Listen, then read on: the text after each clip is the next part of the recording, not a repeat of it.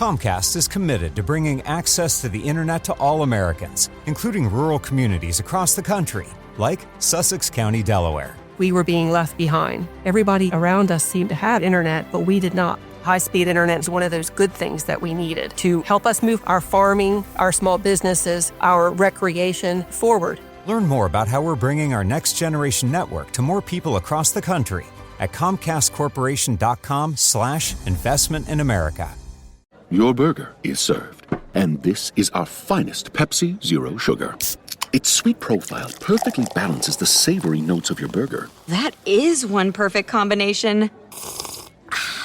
Burgers deserve Pepsi. Let the Record Show with Judge Richard Weinberg and Chairman Jesse Garcia. Entertaining and informative. On the Red Apple Podcast Network. Welcome back to Let the Record Show with Chairman Jesse Garcia of the Republican Party. Jesse is the Vice Chair of the New York State Republican Party and the County Chair of the Suffolk County Party. With us is Eric Levine, our esteemed co-host, good friend, noted attorney, commentator, and essayist. I'm Judge Richard Weinberg, and we're honored and privileged today to have the great United States Senator, the senior senator from the great state of South Carolina, Senator Lindsey Graham. Senator Lindsey Graham is a member of the Appropriations Committee, Judiciary Committee. He is an expert on foreign policy, national security, served as a colonel in the Air Force, won a Bronze Star, and is truly one of the great leaders of Congress, previously in the House and now in the United States Senate. Senator, it's an honor and privilege to have you aboard. Thank you for joining us this week. Well, thank you. Got a pretty esteemed group there. I'm glad to be with you. Well, thank you very much. Eric, we apparently have a very low bar, but thank you. Well, I know how you feel. We're starting with the with the most esteemed bar. People in Congress. Yeah. I said, well, that tells you a lot right there. Well, well, I'm turning you over to one of the members of our bar here, Eric Levine. Senator. Okay. Hey, Eric. Lindsey, how are you? Thank you for joining us. Good, bud. Good. Thank you. Glad to be with you. So our listeners should know there may be a more supportive senator of the American-Israeli relationship currently sitting in the Senate. I just can't think of anyone. Senator Graham is just spectacular on the issue, and we're honored to have him with us today. And on that note, I'd like to start with what's currently going on in Gaza. So okay. The Hamas Politburo member Ghazi Hamad recently stated that part of the goal of October 7th was, quote, it forced the world to open its eyes to the Palestinian cause and to act forcefully in this respect. And he goes on to say, we are the victims. Therefore, nobody should blame us for things we do on October 7th, on October 10th, on October 1 millionth, and everything we do is justified. Now, the Wall Street Journal ran what I thought was a brilliant op-ed the other day, and they entitled it, Kill Jews, Get Your Own State. The only caveat I would have made to that, I would have added kill Jews and starve your own citizens or your fellow Gazans and get your own state. So in response to what's going on in Gaza, France, England, and Canada have declared that they're going to recognize a Palestinian state. Now, putting aside that no one is going to confuse these people with Winston Churchill, what exactly explains, in your judgment, why England, France, and Canada have taken this step? I think it's domestic politics in those countries for some reason. You see all the visuals coming out of Gaza. They can be hard to look at sometimes, but you got to remember who started this. It was Hamas. It wasn't Israel. And so the European left, for sure, is trying to, have the drumbeat that Israel's the perpetrator, not the victim. The main thing, it just prolongs the war. I told the British not long ago, what are you doing? I mean, we have Hamas on the ropes. The Arabs last week called on Hamas to disarm and leave. That's the right answer. And the Europeans are declaring a state, which entices Hamas to keep fighting, and it just prolongs the war. But here's my question to our European friends. What is it, boundaries of the state? Is it Gaza plus West Bank? Who's the leader? Have you changed their school system? Does it have an army? Where's the capital? Other than those few details, it sounds like a great idea. So this is just political reaction in Europe that makes no sense, that does more harm than good. The Arabs had it right. Hamas, lay down your arms and leave. That's the right answer. Well, what's interesting is that as it relates to those three European countries, they don't make a single demand of Hamas. They don't describe what the state looks like. They don't describe any demands on the people running the state to reject killing all the Jews. As if, they teach math there. But if you had 10 people and you had 10 Jews, you kill 6, how many would you have left? I mean, if that doesn't change, nothing changes. So one of the things, and to your point about prolonging the war, Prime Minister Netanyahu announced today, it's my understanding, that Israel has decided it's going to take over all of Gaza, rather than with staying back at 75% and hoping to pressure Hamas to surrender and then eventually turn over the hostages. But by making no demands of Hamas, the European countries have emboldened them to know that as long as they don't surrender, as long as they don't agree to a ceasefire, as long as they hold the hostages, as long as they torture the hostages, they'll get more and more and more from the Europeans. So the Israelis are going to create new facts on the ground. Once Israel starts finishing what they've started, because Hamas must be obliterated, you can only guess and anticipate the hue and cry from the UN, Europe, and the rest of the world about how the Jews are committing this genocide and starving the poor Gazans. Now, what's your reaction to that?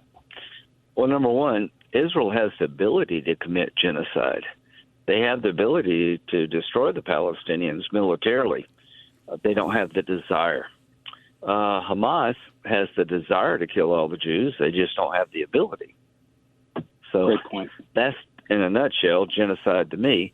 So I said 2 weeks ago on Meet the Press that Israel's come to the point now where they got to pick a new strategy. Negotiating with these guys just tortures everything and everybody. We're losing too many soldiers now. The IDF is losing 3 or 4 a week. So I suggested that Israel should do to Gaza what we did as Americans in World War II, take Tokyo and Berlin, occupy the place, root it out of terrorists, the enemy, destroy Hamas, give them safe passage if they choose to. If they don't, go in and just dig them out of the ground, occupy the place, and come up with a plan down the road to have it more stable like we did with Germany and Japan. The Israelis said today they're going to occupy the place, but they're looking for a plan to turn it over to somebody. I think that's the smart way to do it, is just go ahead and militarily destroy Hamas, occupy Gaza, and work with the Arabs to see if you can find a solution down the road. But it's going to take generations to counter the ideological teachings that have been going on. The Gazans are the most radical people on the planet. They've been taught from birth to death to kill all the Jews, and that's what we dealt with in Germany and Japan. We didn't leave. It took decades before you could devolve power back. So I see the World War II model making a lot of sense. Go ahead and take the place, occupy it. You got to remember, Israel withdrew from Gaza as part of the deal. They didn't get much for withdrawing from Gaza. So I don't care what the world thinks, to be honest with you. All the people who want to destroy Israel want to destroy America. Common values, common enemies. So if I were Israel, I'd finish off Hamas. I'd militarily occupy the place, see if I could sit down with the Arabs and find out some way to reconstruct Gaza and the West Bank. Yeah, I couldn't agree with you more. It's interesting you picked the World War II example of England, of Germany and Japan. Let's remember, as the days of the Second World War were ending in Europe, the firebombing of Dresden. Those attacks on Dresden were designed specifically to scare civilians. They were designed specifically to kill civilians, right, not just military targets. There are no military targets in Dresden. We weren't dropping in food. We weren't feeding the country who had declared war on us. Israel is the first country in the history of the world to be feeding the group of people that have attacked it during the war, and yet they're accused of starvation. Similarly, in Japan, It wasn't until we dropped the bomb on Hiroshima and Nagasaki. Again, those were not military targets. Those were civilian targets designed to scare them into surrender. Yeah. And nobody accused us of genocide. Now, in hindsight, people like to accuse us of genocide, but it's the same people that are, that line up against the Israelis today. But you win the war, and then you worry about what comes after. I could not agree with you more. Yeah. Let's build out on that. Here's the problem with what's going on in 2025. The world doesn't accept that Israel's in a fight for its very existence. They look at the relationship between Gaza and Israel as a dispute where there's blame on both sides, and Israel, is sort of an occupying power, and it's not really a fight for the life of the Jewish people. That's wrong. Everywhere you turn around in Israel, there's somebody wanting to take your throat. Hamas, Hezbollah, Islamic Jihad, Iran, the greatest Satan of all. So I look at the fight going on in Gaza as a fight for the very survival of the Jewish state. I look at the efforts to neutralize the Iranian nuclear program as a way to prevent a second Holocaust. I see their actions like ours in World War II. If you had told somebody in World War II, we need to feed the Germans and the Japanese, they'd run you out of town. We were all in. It was total war. We were attacked by the Japanese, and our goal was to take Tokyo. Germany declared war on us right after Pearl Harbor. We sided with all the good guys, and we took the Nazis down. They openly tried to kill all the Jews, and once is enough. So nobody criticized us in real time for dropping atomic bombs. Was that disproportionate? What is disproportionate when somebody wants to kill you? And the people in Gaza have been radicalized, and they have to be changed. And, I hate to see some kid get killed. I hate that, but I blame Hamas. This war could end tomorrow if Hamas laid down their weapons. So Israel's not the bad guy here. Israel's defending itself from existential threats.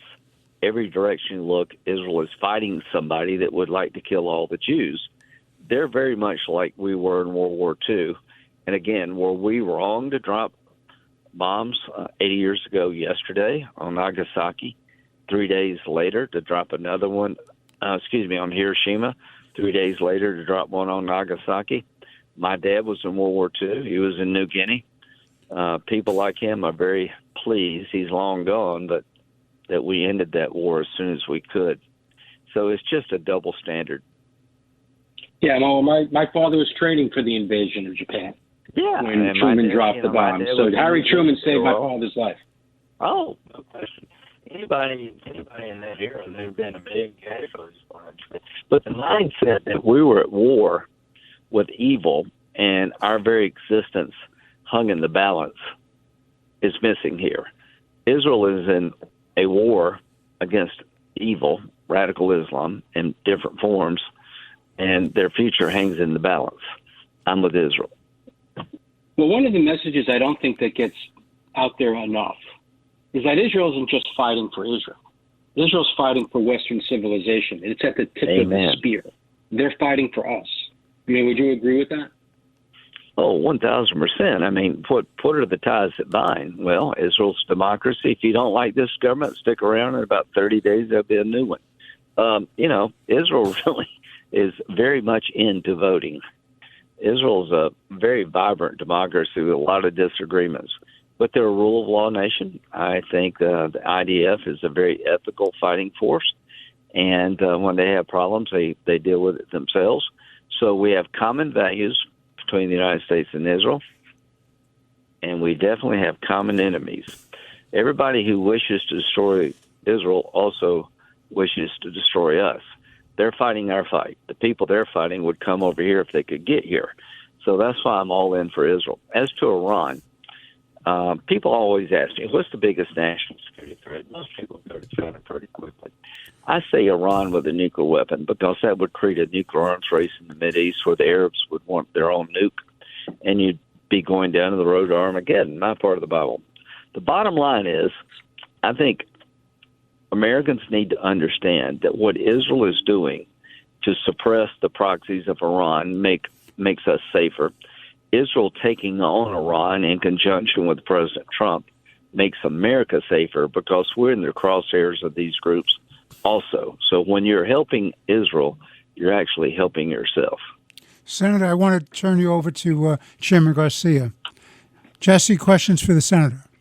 Senator, thank you so much for joining us. And before I get into my question about your bill on secondary sanctions on Russia, unlike myself, who lives here in New York with my two esteemed guests, co-hosts, my son is fortunate to serve and go to the Citadel in your home state of South Carolina, where you represent. So he's definitely got better representation down there than we do up here in the U.S. Senate.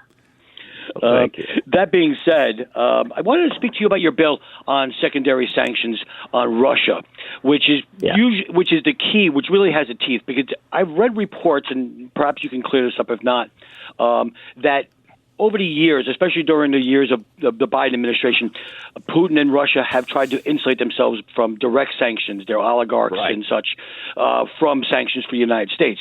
That truly the secondary sanctions, in which those countries would be sanctioned for dealing with Russia, especially on the purchase of oil and energy, is really what's going to hurt their economy and hurt Putin and the oligarchies where it matters most. It seems like as of about a month, the bill's been tooling around. It seems like there's been some coordination with the White House on flexibility for the president. So if you could just let us know where we are with your bill on that, on secondary sanctions. Thank you for bringing it up. Number one, about a year ago, I was talking to President Trump before he got in office about Ukraine, because that's a big challenge. And here's what I found. When you solve a problem in one place, it creates momentum for problem solving in other places. I think if we can end this war in Russia and Ukraine honorably and justly, so there's no third invasion, it gives you some leverage against Iran and Hamas. But the main thing for me, this is a dress rehearsal for Taiwan. China buys the most oil of anyone from Putin. The Putin economy is fossil fuel based. Seldom in the history of warfare is an enemy this exposed. Without oil and gas sales, they pretty much can't run their economy. So Putin could care less about how many Russian soldiers die. He throws them into a meat grinder. And he is insulated personally from sanctions. He lives well, and that's pretty much all he cares about, he and his friends. So why don't you go after the customers? I talked to President Trump about this about a year ago. And when he got in office, we started playing golf when he was president. And we looked and saw what countries buy oil from Putin, gas from Putin that don't help Ukraine. They're China, India, Brazil, and a handful of countries. So I started this bill working with President Trump. I've got 85 co-sponsors that will allow President Trump to put tariffs on countries that buy oil and gas from Russia who do not help Ukraine, and that's China, India, and Brazil. The president has been we've worked with him and his team on the legislation. He has executive power, and he yesterday put tariffs on India because they're buying Russian gas and oil, reselling it at a profit, and not helping Ukraine. I think tomorrow you're going to have more executive tariffs applied to other countries, as I've described previously. So he's doing it through executive power. If for some reason he lost his tariff case, the bill would be there to fill in the blanks, as backup. And I'm hoping that when we get back in September, that the president will have worked out how to implement the bill in a fashion the president agrees to. We want to give him all the leverage we can. He can pick the number between 0 and 500%. It doesn't set a number in the bill. It allows him to pick that number. He can waive it at his discretion. He can change it every day if he would like. So I think hitting India yesterday has made it more likely that this meeting with Putin will happen. And I'm hoping in the next couple of days we'll hit China and other countries. Without China, India, and Brazil, Putin would be out of money. So let's go after his customers to force him to the peace table, Putin. Senator, it's Judge Weinberg, and I want to ask you a question before we conclude. What I'm very concerned about is how the open border policy of the European Union, where you get into one country and through the deal with the European Union, you can jump all around Europe. They've opened up the doors to I respectfully submit, to the death of Europe and Western civilization, because they've allowed people in who have no common shared values, who don't want to come to assimilate and to build upon the successes of Europe, but they want to come in and impose their own culture and their own radical views. How concerned are you about what's going on in Europe?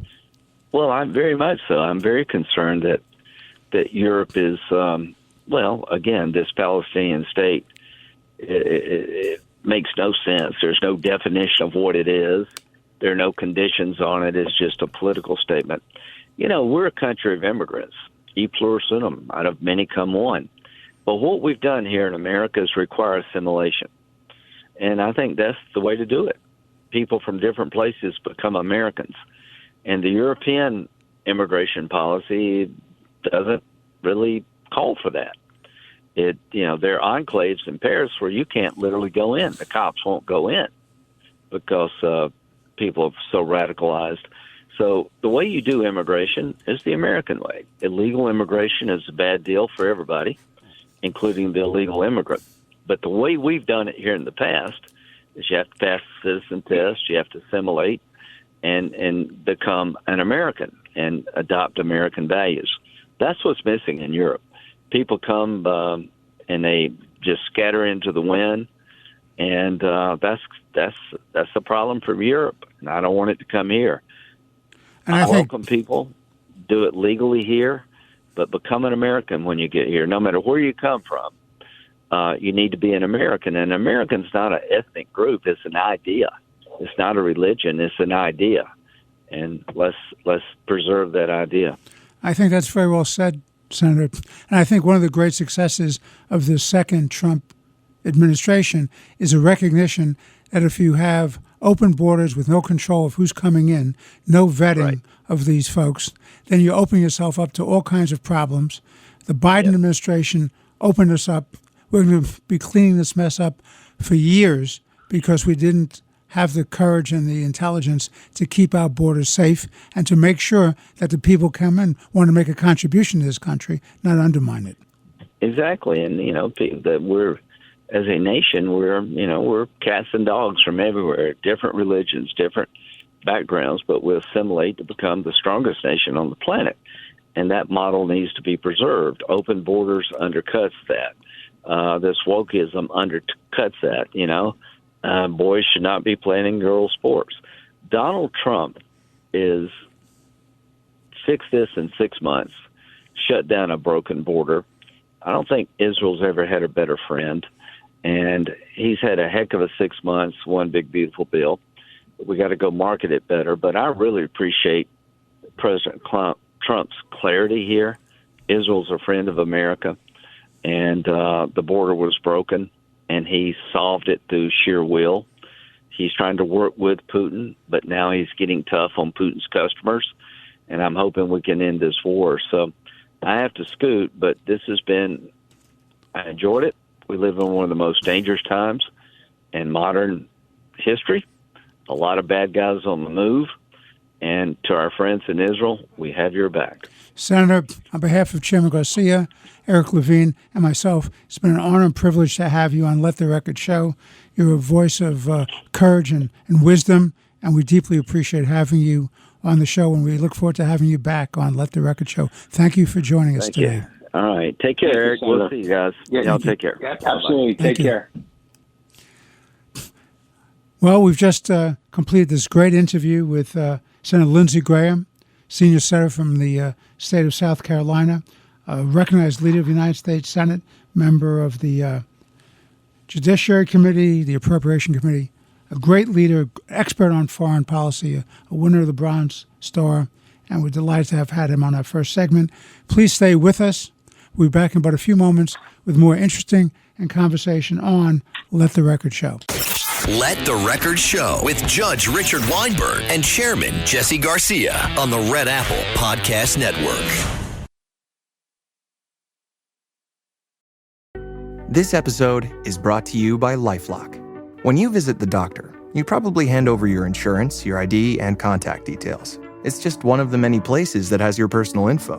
And if any of them accidentally expose it, you could be at risk for identity theft. LifeLock monitors millions of data points a second. If you become a victim, they'll fix it, guaranteed, or your money back. Save up to 40% your first year at LifeLock.com/podcast. Terms apply. Leading a business today means constantly adapting.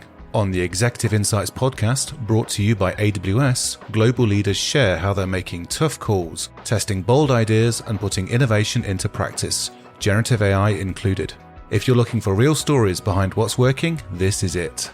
Subscribe to the Executive Insights podcast today, available now on all major podcast platforms.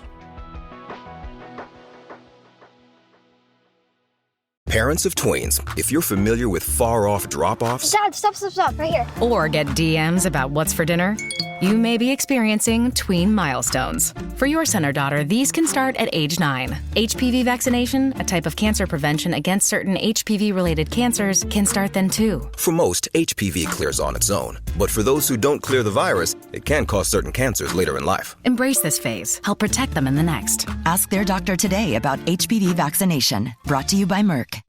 This is an ad. I hate ads! An ad for crisp, refreshing Angry Orchard hard cider. That is refreshing. An ad that interrupted your podcast. I hate being interrupted! To remind you to stop being angry at me and crack open an Angry Orchard. That's a good idea. Don't get angry!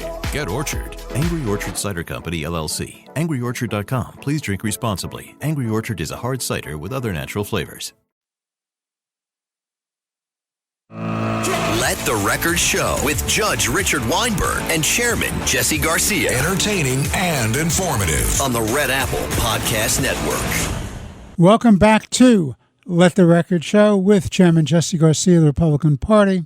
Jesse is the chairman of the Suffolk County Republican Party and the vice chairman of the New York State Republican Party. With us is our esteemed co-host, noted commentator, attorney, and essayist, Eric Levine. I'm Judge Richard Weinberg. In our first segment, we had Senator Lindsey Graham of the great state of South Carolina, great patriot and a great leader of the United States Senate. Now, gentlemen, I want to turn our attention to the United Nations. I submit to you as follows. This is an organization that has no moral compass. It's a supporter of genocide against the state of Israel. It's an opponent of American-led world order. It is a disgrace to the mission that was established after World War II. I think right now it wastes money. It's on the wrong side of history, as people like to say. It's supporting all the people who are undermining humanity and civilization. And frankly, if that institution disappeared tomorrow, I wouldn't shed a tear, because it's more of a danger, more of a threat than it is an institution of value. Eric, what are your thoughts? I couldn't agree more. It is a cesspool of anti-Americanism, anti-Westernism, and anti-Semitism. That is its single motivation. And that's why, in our last segment, when we were talking about England, France, and Canada recognizing the Palestinian state, it completely undermines Western civilization and only emboldens our enemies. It's just mind-numbing. Just by way of example, if you can add up over a course of a year all the sanctions imposed or the resolutions condemning actions by the UN against every other state on the globe, they will not even equal 1/3 of the number of sanctions and edicts issued against Israel in any given year. This fixation on the Jews. And most recently, when you talk about what's the blood libel of the starvation in Gaza. So the United States has been sponsoring the Gaza Humanitarian Foundation, the GHF. It's an American initiative to feed Gazans, and it's run into all kinds of problems, in large part because Hamas attacks it. Hamas steals the trucks or attempts to steal the trucks. Hamas gets people to run into trucks so that they can't be distributed. And the United States asked the United Nations to participate. And the United Nations decided it couldn't participate because it, quote, violated their rule of neutrality. What does that mean? It means it's too pro-Israel, but it violated its rules of neutrality. The United Nations, unless you are actively trying to undermine and destroy the state of Israel, that's how you're neutral. The only way to demonstrate your neutrality is to actively participate in undermining and destroying the state of Israel. I mean, it proves certainly that the United Nations has a sense of humor, if not certainly not one of irony. But I mean, all part of this global effort to destroy Israel. Everyone focuses on. Remember, we spoke about on the show last week about this unfortunate Arab child who was on the cover of the New York Times, showing his spine and his ribs, and being held out as someone who was being starved by the Israelis. Of course, Israelis are not starving anyone there. But beyond that, it was then disclosed that he had cerebral palsy, and his mother was plump and well-fed, and his brother, who was cropped out of the picture, was plump and well-fed, and that his issue had absolutely nothing to, in the way he looked, had absolutely nothing to do with being malnourished. What about the Israeli hostage that the Hamas was parading? I was just going to say, Hamas this past week, since we did the show, these ghouls and evil, despicable lowlives that they are, show a video of Abiyatar David being an Israeli soldier who was kidnapped on October 7th, shows a video of him digging his own grave, starved, like someone in Auschwitz, his ribs exposed, barely able to stand, being forced to do this, having probably only days to live. For all we know, God forbid, he's dead. And yet the New York Times doesn't put it on anywhere in the paper. It's not on the front page. It's not on the back page. Who even knows they make reference to it?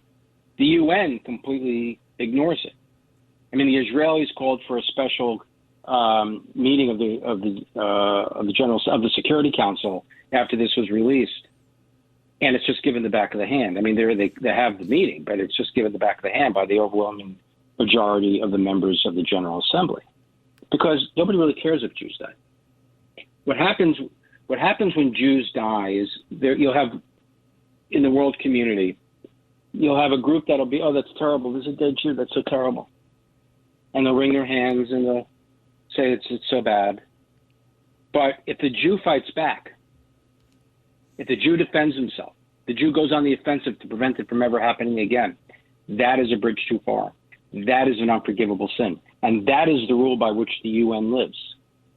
The UN may be upset. To this day, by the way, the UN has not, as an organization, condemned the October 7th attacks.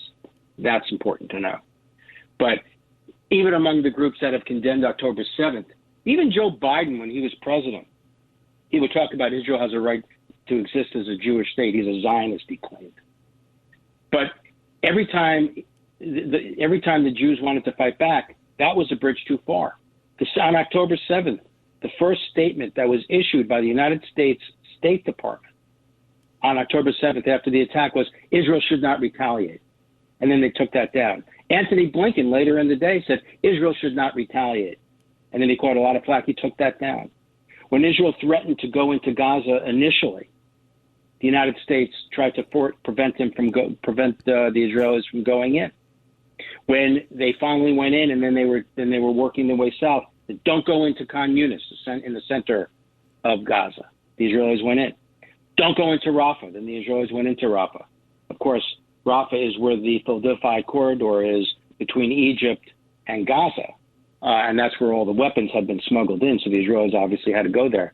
But every step of the way, the Israelis were always told, don't go in, don't fight back.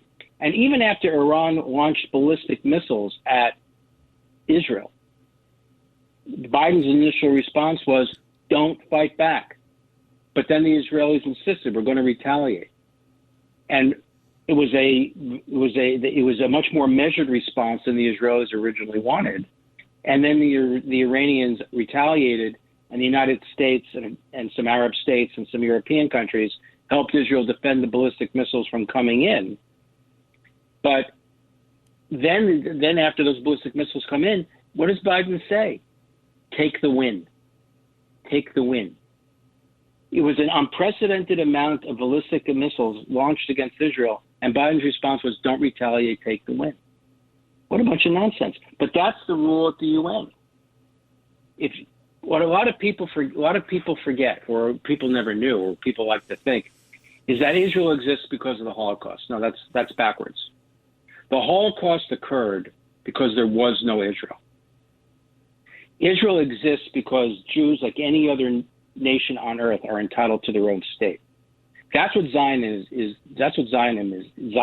is, no more, no less. That Jews as a nation are entitled to their own state, and they're entitled to defend themselves. They have a moral obligation to defend themselves. As we're witnessing today, and just to prove the point, Jews have never been more at risk since 1930s than they are today. Jews are being hunted down for attack around the globe, whether it's in Europe or Australia or the United States. Look what just happened in St. Louis the other day. I think it was yesterday, maybe even today. There was an attack against an American who had served in the IDF in Missouri, and he was attacked specifically because he was a Jew. These protests on these college campuses, they are directed at Jews. Let's remember, on October 7th, when Hamas attacked, there's a very famous video and recording of one of the Hamas terrorists calling his parents from a kibbutz, not to brag that he killed 10 Israelis. He called to brag that he killed 10 Jews. That's what he was bragging about. There's no distinction. So when people tell you that, oh, I'm not anti-Semitic, oh, I'm not anti-Zionist, oh, I'm not anti-Israel, I just hate Netanyahu, or whatever moving target they want to create for anti-Semitism to remove their thought of Jews from being anti-Semitic. There's no differentiation between Israel's enemies and the enemies of the Jews. I agree. Whether we want to think there is, it doesn't matter. Just like Hitler made no distinction between completely secular Jews and the most Orthodox of Jews. Today we are witnessing in Europe, Australia, the United States, attacks against people specifically because they're Jewish, irrespective of their level of observance.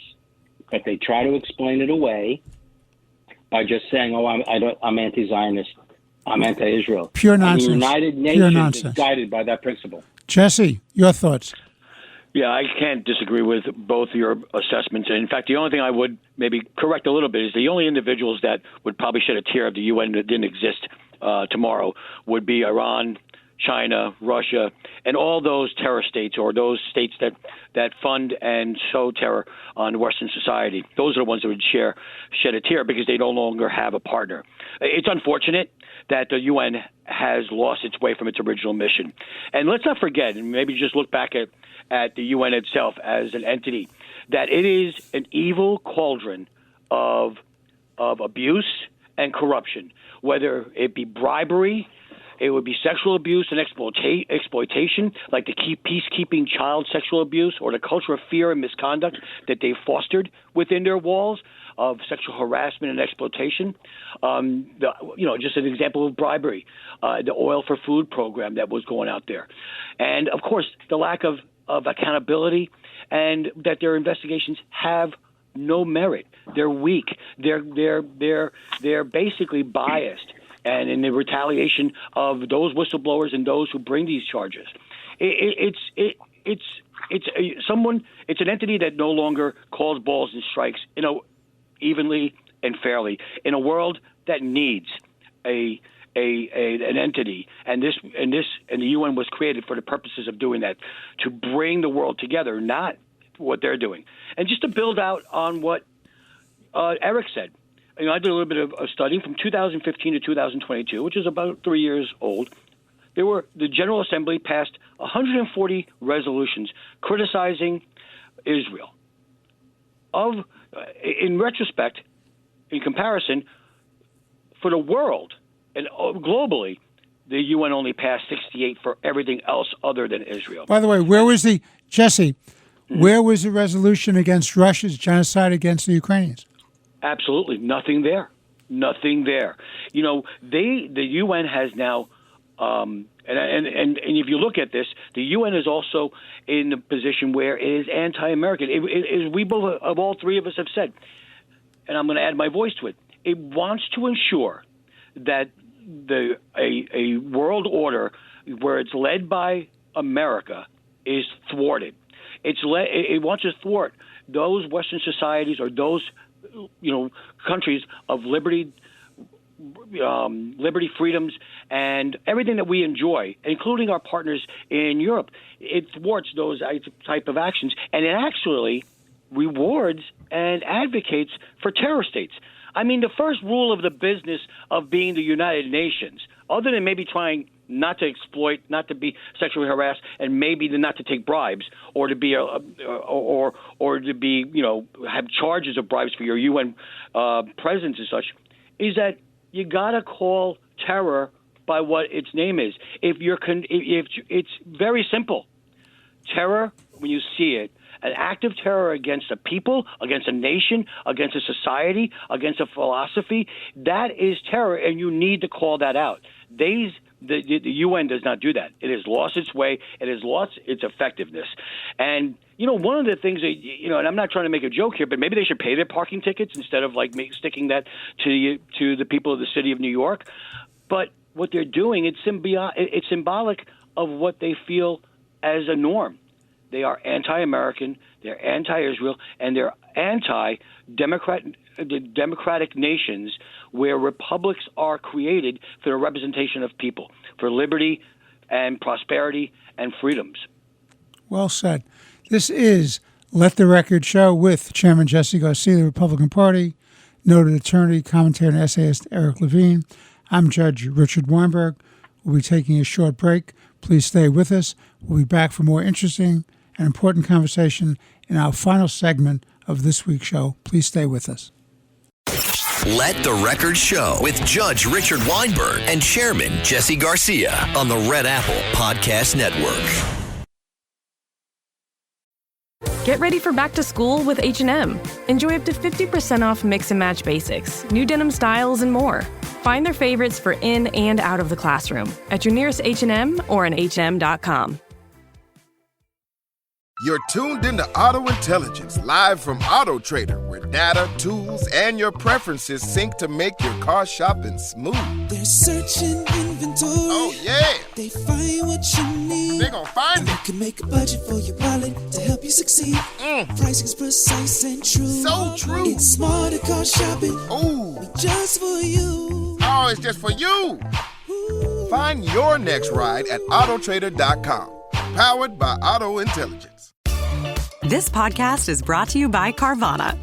Got a car to sell but no time to waste?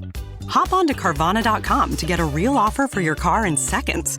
All you have to do is enter your license plate, answer a few quick questions, and if you accept the offer, Carvana will pay you as soon as you hand the keys over. They even offer same-day pickup in many cities. Save your time, score some cash, and sell your car the convenient way to Carvana. Pickup times vary. Fees may apply. Grandpa's here! Hank's always helping out. Grandpa style.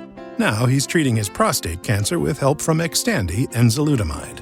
Xtandi 40 milligram tablets treats men with prostate cancer that has spread to other parts of the body and responds to a medical or surgical treatment to lower testosterone. Xtandi may cause serious side effects: seizure, a brain condition called PRESS, allergic reactions, heart disease that can lead to death, falls and bone fractures, swallowing problems, or choking that can lead to death. Stop Xtandi and get medical help at once if your face, tongue, lip, or throat start swelling. Tell your doctor at once if you faint, have a seizure, quickly worsening headache, decreased alertness, confusion, vision problems, chest pain or discomfort, or shortness of breath. Xtandi can cause harm to an unborn baby or miscarriage. Use birth control during and 3 months after Xtandi. Common side effects include muscle and joint pain, feeling unusually tired, hot flashes, constipation, less appetite, diarrhea, high blood pressure, bleeding, falls, fractures, and headache. Talk to your doctor and visit Xtandi.com.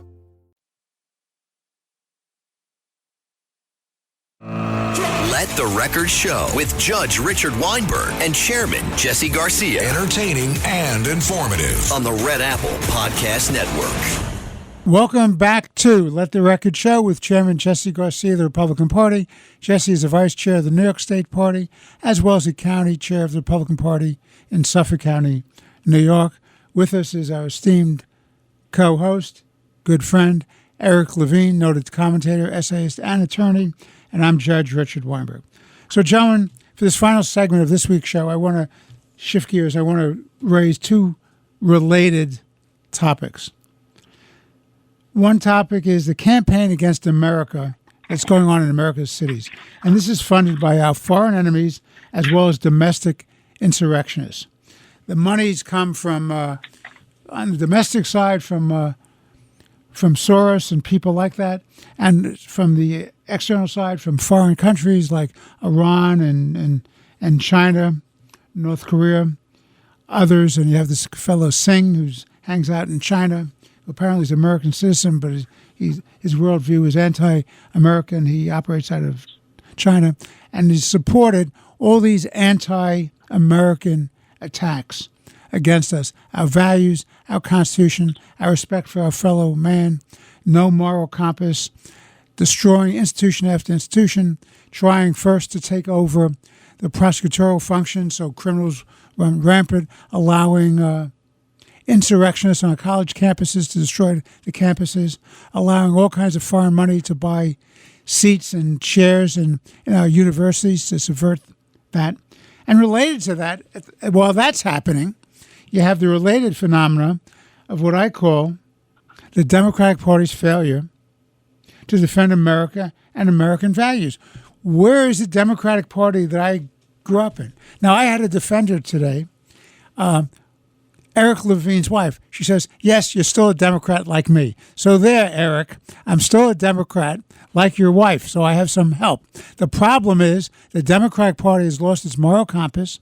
It stands for radical extremism. They're apologists for Islamist extremism. They're apologists for socialism, indeed communism.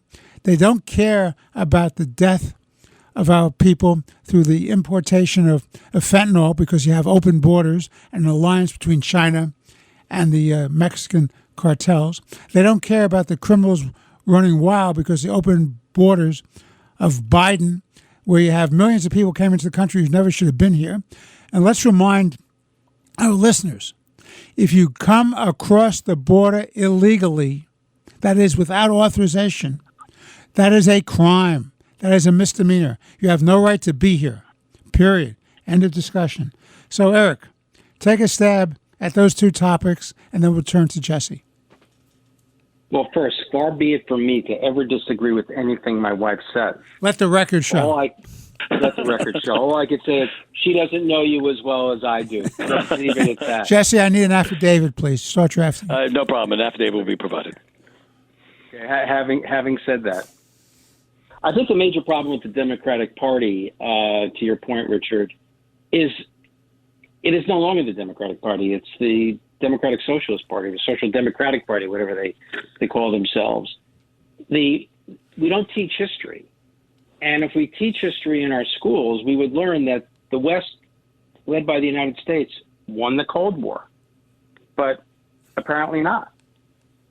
For them, it's bring back all the ideologies, the Soviet ideologies, the Mao, the communist China, as if it has won the Cold War. They want to institute policies that have failed everywhere, every time, because no one has really learned the lessons of the 20th century.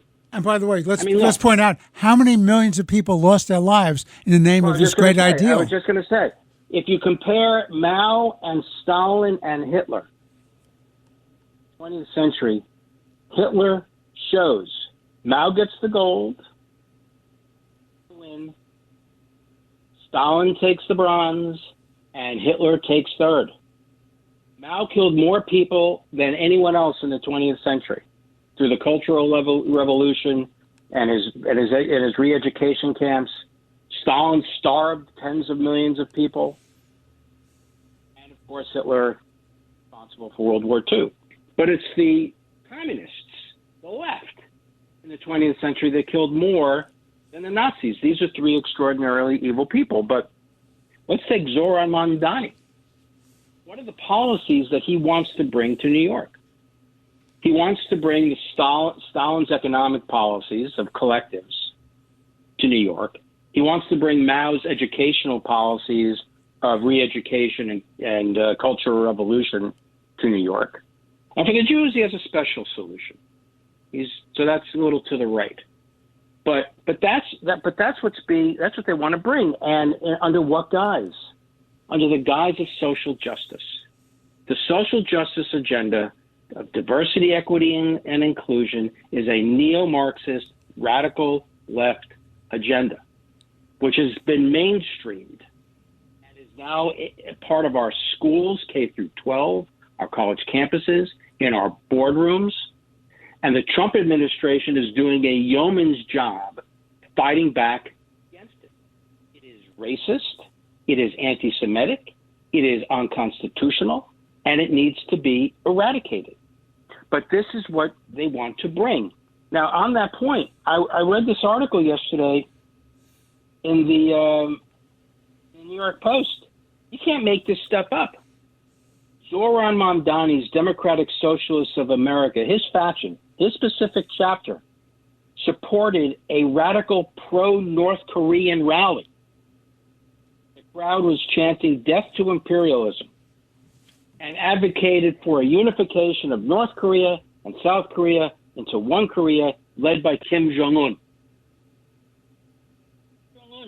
The last Stalinist on the planet, a man who kidnaps Americans and tortures them, a man who literally starves to death his own people in the Stalin model, who is a family thug that runs a country. This is who Zoran Mamdani's Democratic Socialists support. I guess Zoran Mamdani, he's the UN. Some people are the one, he's the UN. But this is what happens when you don't learn history and you don't learn facts and you learn narratives. What's your truth? How do you feel? Are you oppressed? Are you an oppressor? That's the garbage we teach our kids. And when we teach our kids this, we don't learn about the evils of Mao. We don't learn about the evils of Stalin. We don't learn about the evils of the Khmer Rouge or in Vietnam. We don't learn about them. The left somehow has gotten the past. There was an interesting, I forgot who wrote it, and I apologize to whoever it was. There was an interesting op-ed in the Wall Street Journal this week about how the socialism of the left, of the radical left of the last century, has never really got the attention it deserved in terms of how evil it was. We need to refocus our attention. We need to get back to teaching history and facts so that people know who Mao was and Stalin was and who Kim Jong-un was, Un's grandfather, who founded modern-day North Korea, and the evils that flow from those policies. Because if we learned that, we would know why people like Zoran Mamdani can never be mayor of New York. If we learn that, we can know why people like Bernie Sanders and AOC are so dangerous to American democracy. This is the threat to American democracy. This is the true threat. Our educational system, the ignorance of our kids, we don't teach them history, and the ignorance of our kids because we don't teach them morality, the difference between right and wrong and good and evil. Everybody has a narrative. Everybody has a truth. That's crap. The old line, my truth, as if there's no objective facts or truth. Exactly. I was just going to say there are objective facts. There are certain objective moralities that are at the core of Western civilization rooted in the Judeo-Christian ethic. That is what we need to teach our kids, not the wonders of Kim Jong-un and all the great things that he can bring. Jesse. So yes, the Democratic Party's lost its way. Jesse. Democratic Party has lost its way, and it's an anti-American values party right now. And, Eric and yourself have both articulated that. But we talked about schools. Who is one of the major agitators in terms of influencing these programs? Programs like, let's forget about writing social studies and arithmetic, and now moving forward, or they tried to under the Biden administration, with Common Core, where, slews of families were opting out their kids from these tests. But it's China. And China, whether you like it or not, when your adversary, you got to acknowledge when they're doing something that's clever on their part. It's a slow roll in our educational system, through elected officials, through unions like the teachers' unions, who are trying to change, as Eric and yourself pointed out, trying to change what the teaching of history and morals of what's right and wrong with narratives that fit this specialized group to lead to agitators to be there. We've seen this discord in many of our cities. In what states do we see them in?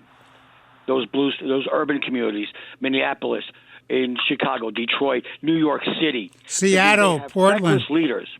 And Portland, thank you so much for adding that one in, because they have feckless, ineffective leaders that, in essence, are through inaction, are allowing and endorsing the actions of these groups, these agitators. And let's not forget, these are paid agitators. These are paid agitators from groups like George Soros, Antifa. They're from governments like China, Russia, and Iran.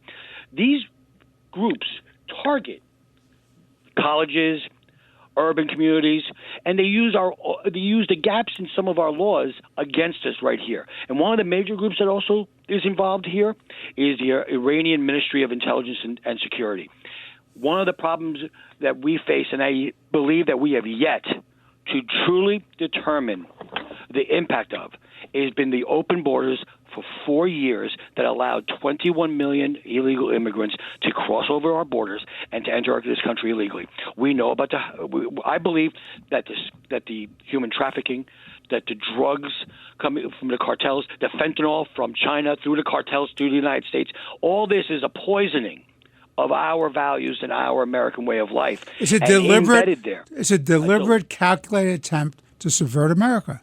Absolutely. And embedded in there are those cells. And I believe that, unfortunately, we are going to have another situation that we will find their origin in those 4 years and within those 21 million illegal migrants that came through our borders and now live in our communities and make us unsafe. You know, we talked about how the mainstream media and the legacy media hurts us. I mean, how, when we talk about students and stuff, how can we allow? I am baffled by AP's recently report where they victimize Hezbollah as a result of the beeper attack that Israel and Mossad did against them. They're basically making them victimized here, and they're trying to glorify the work that Hezbollah does. That's unreal. And you see the correlation between foreign governments, special interest individuals such as George Soros, Antifa, paying these agitators, and their partners. In some cases, big tech, as you remember how they censored voices during specific time periods of elections, even after elections, to try and suppress the information of these groups getting out and paying these folks on our colleges and our city streets. And also the legacy media that seems to hold, for some reason or another, this position that America is not exceptional and America is not the shining city on the hill. I don't get it. I don't know how they lost their way, but one thing that has been shown is that 2024 was a course correction in our country, both at the federal level and now through the work of the Trump administration. And I believe that those elected officials now, with its partners, it is now reestablishing American exceptionalism and the American way of life here and rooting out those insurgents. Well, I'm very hopeful that you're right. On behalf of Chairman Garcia, Eric Levine, and myself, Judge Richard Weinberg, I want to thank our listeners for joining us once again. This has been Let the Record Show. And as I always say, God bless you, God bless your families, God bless America, and we look forward to being with you again on next week's edition of Let the Record Show. Thank you for listening. Thanks for listening to Let the Record Show. You can hear Let the Record Show Sunday mornings at 6. If you like the podcast, share it with your friends and listen anytime at WABCRadio.com and download the WABC Radio app. Hit that subscribe button on all major podcast platforms. Plus, follow WABC on social on Instagram, TikTok, Facebook, and X. See you next time for a new episode so you never have to wonder. What the heck is going on here? Lowe's knows that more projects mean more tools. For a limited time, new and existing MyLowe's Rewards credit card members can get 12-month special financing on purchases of $299 or more, in-store and online. Don't wait to get the things you need. Get special financing today. Lowe's. We help. You save.